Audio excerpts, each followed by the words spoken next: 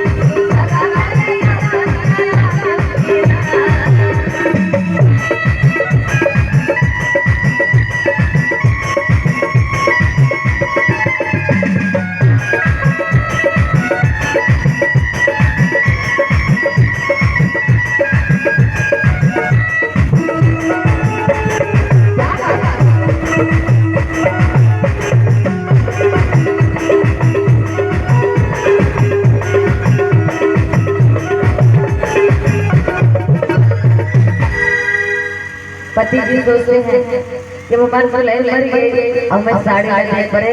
और हम दूसर बियाह करे, लेकिन दुल्हनिया फिर क्या कहते हैं,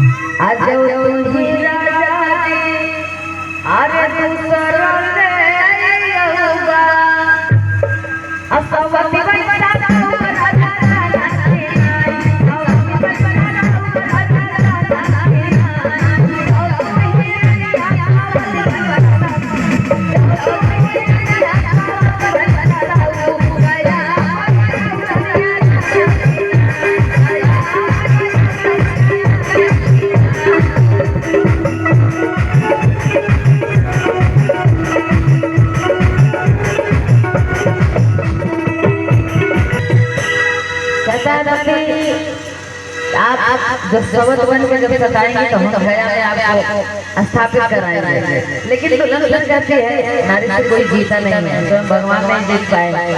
तो इंसान है। कहते क्या है,